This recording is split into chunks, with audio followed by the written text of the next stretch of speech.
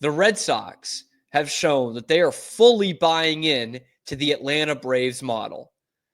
They extend Garrett Crochet 6 years, $170 million in his age 25 season before he pitches a full season for them. Kristian Campbell plays 5 games for them, and he's extended as well. A $60 million contract over 8 years for Kristian Campbell, which is signed on Wednesday. And voila, you've got 2 more core players locked up long-term. We heard the Kristian Campbell extension was coming after opening day. They don't have to wait that long for it. 8 years and $60 million. What a steal.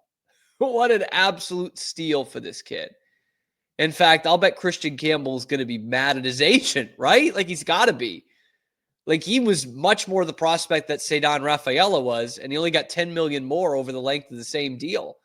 I think Ceddanne got 8 years for 50. This 8 years for 60. Now, there's some club options that can get him some more money in the 9th and 10th years of the contract. It's only age 31, 32. That would go from 19 to 19 million and then 21 million. It's kind of middle loaded here. It is a pretty big contract for someone that when you're giving up basically 6 years of term, right? I mean, he's played 5 games. He's in year number 1. So it won't really get significant until age 28. And by significant, I only mean 9.25, then 13.25, and then 16.25 million per year. That would go ages 28, 29, and 30, the years being 30, 31, and 32. So you've got him under contract till 2032. Ceddanne Rafaela, you've got on the books for 7 more years. Brian Bayo, you've got on the books for 7 more years. Garrett Crochet, you've got on the book for 6 more years. This is undoubtedly the Atlanta Braves model. And I'm fascinated to see how this turns out. Because we look at the Red Sox and what they've got coming down the pike here. Because, by the way, this is not the last one. I mean, they'll extend Roman Anthony pretty soon after he makes his major league debut. And then there's Marcelo Meyer, and then there's a couple of guys in the middle of the minor leagues that are coming up in a couple of years. So this is far from the last time they'll do this. But I think the jury is still out as to how successful this Atlanta Braves model is. Now, I know it comes with the question of, wait, what? They won a World Series, and they did. And they've still got a bunch of young talent. But in 2025, they have not won a game yet.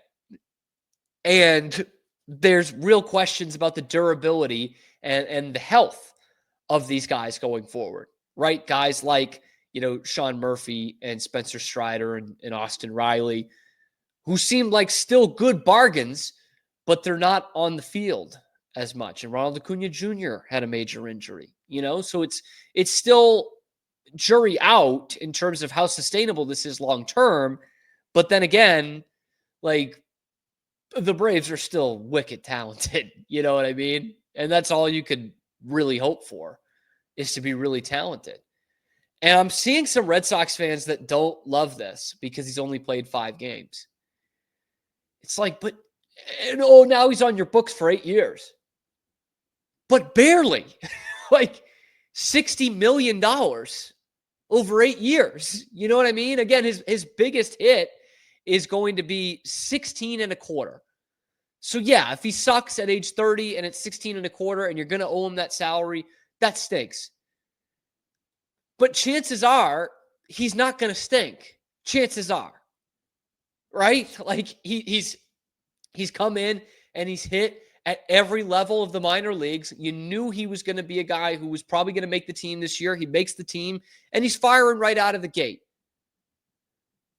So you're banking on that guy is going to be pretty good and that you're now getting him for a bargain rather than being like, how can we commit to a guy this long term? It's the same thing you did with Crochet, right? You've seen some of Crochet. You think he's really good. And what you're projecting him to be, you are going to get a bargain on. And you know what I mean by that? Like for the Crochet contract, what you're projecting him to be is a $35 to $40 million a year guy, based on 2025 contract, something like a Zach Wheeler contract, right? And what you're getting him for is a huge bargain, $27, $28 million a year. That's what you're projecting him to be. So you look at this Braves model, and it goes deeper than just they give a contract to a guy after a couple of weeks of play. Because what really the Braves model starts with is what Theo Epstein has succeeded with for so long and with two different teams. And it starts with drafting. It starts with how they approach the draft, right? With Theo, it was always pay over slot, right? For these guys to keep them playing or to get them to play pro baseball and not do their college baseball commitments, right? Now, what it is kind of having conviction with your draft picks and taking the best available guys no matter what your needs are. And that should be the case for everyone in Major League Baseball, right? This is not like football where you go and draft a position of need in the first round, second round, third round. It's not like that at all. But there are still teams that do that in baseball. So it's about finding the steals. I mean, that's where it all comes down to, is finding the steals in the draft. Kristian Campbell picked in the 4th round. Roman Anthony, 3rd round comp pick from the Xander Bogaerts steal. So you found those guys and the international signing guys, right? Like Bayo or Rafaela. Those are deals. Those are bargains, right? Those are absolute steals. Marcelo Meyer at number 4 overall? That might have been a steal too, because he should have gone number 1. Everyone had him projected as the best prospect in the draft, but other teams wanted pitching ahead of them. So they went and they got Jack Leiter. The Rangers did, and lo and behold, Marcelo Meyer falls to the Red Sox. So they've already got that part checked. Give them ample time to develop in the minor leagues. It's another part of the Braves system. Check, right? These guys apparently did not need a lot of time, but it was ample because Campbell and Roman Anthony, going through this as well, just hit everywhere they go. A year ago, Kristian Campbell was in high A ball. Now he's in the major leagues signing an 8-year extension. And then the big part about the Braves model that not every team does is bring these guys up in situations where they can thrive. Bring these guys up when it's not just a 1-week fix, not just because you've got pressure bearing down on you to bring them up. No, bring them up in an opportunity for them to succeed. And I think they did that with Campbell. I think they did that with Bayo. They're doing it with Campbell right now. They said, look, we need a second baseman. Kristian, you're the best second baseman we got. We could try to hold on to this Vaughn Grissom thing to make us feel better about the Chris Sale trade.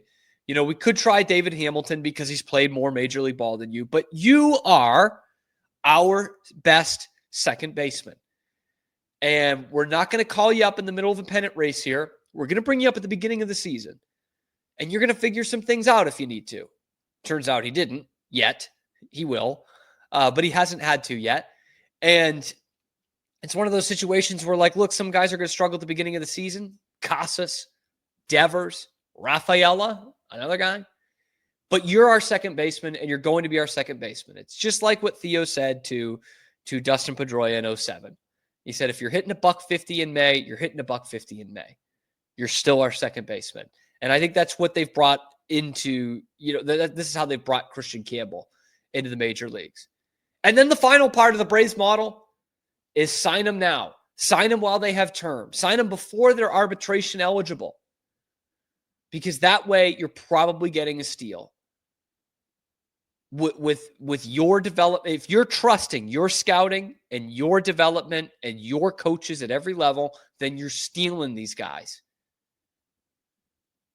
And I mean, again, you can talk about the Braves' results the last couple of years. They've still been one of the best teams in the National League. They're not looking great right now, but they've still got young homegrown talent. And that is going to be infinitely easier to do money-wise than it is to go out and do what the Dodgers are doing. Like, teams can't do what the Dodgers are doing. Maybe the Yankees can. Maybe the Red Sox can. But it's so much easier and cheaper to do what the Red Sox and the Braves are doing than what the Dodgers and the Mets and to some degree the Yankees are doing to go and build your teams through free agency. The Red Sox are saying, no, we are going to build it through development and sign those best guys. And through good development, by the way, with a guy like Kyle Teal, would have absolutely been a part of this team this year and probably would have been in for a contract extension as well. You could trade guys like that to get an ace of your staff and do the same thing, like with Garrett Crochet. It's not all about bringing them through your minor league system. The Braves did it with Sean Murphy. But this Kristian Campbell deal, this is steal. Okay, I know, guys. I know Red Sox fans are going to be skeptical because he's only played 5 games. But trust me, this kid's going to be a stud. Okay, here I am doing a fucking daily YouTube show for pennies and saying, trust me, Kristian Campbell's a steal. Like Ceddanne Rafaela, there was a lot of hype for him because they hadn't had a good farm system in a while. There were some Mookie Betts comparisons. That's not going to come to fruition, obviously. He'll be a fine major leaguer, I think. Obviously, a lot more glove than bat. And you know what? The worst case scenario is he's not a guy, he's a Jackie Bradley, and you don't necessarily want him in your lineup long-term every day. And then you can trade him to a contender with a pretty nice contract, a pretty cheap contract. So it's all coming up Red Sox. It's all coming up Kristian Campbell. And Roman Anthony or Marcelo Meyer are sitting right there. And maybe they'll get a little bit more because I think Campbell is going to be upset at his agent because that's going to be a phenomenal deal for the Red Sox in like 2-3 years. Phenomenal. If he's an all-star player and in 2 or 3 years from now, if Kristian Campbell is an all-star player and about to enter into his prime and you're paying him 3.25, 4.25 for that year, and you're doing the same or roughly similar for Roman Anthony and Marcelo Meyer. It's brilliant. I think it's the best. I still think the Braves model's great. As tough as it looks this year, I think it's a great model to go to for a mid-market team, and it should be even better for a team like the Red Sox, who are a major market team and can still go out and afford to get guys in free agency if they need to. But this, I think, appeases the ownership group. I think it's exactly what Theo's brass would want to do, and therefore Breslow's brass would want to do. And it's good enough for the players. So I'm in. I love this Kristian Campbell deal. I love the player. I think he's going to be a huge part of your future. And according to Tom Caron, the Red Sox are licking up their core. Just licking them up. Licking up that core. Rafaela, Brian Bayo, Kristian Campbell, lick them up. Lick up Roman Anthony. Lick up Marcelo Meyer at some point this year as well. Everything's coming up Red Sox. Let me know what you guys think about the Kristian Campbell deal. Let me know in the comment section below. Be sure to like the video, subscribe to the channel. We are bringing you nothing but Boston sports content 5 days a week, live on YouTube, and then wherever you get your podcasts. I'm your host, Cam Stewart. Zach Burke keeps us on the air. Check out the other videos on the channel to see all our Boston sports talk that's coming to you 5 days a week.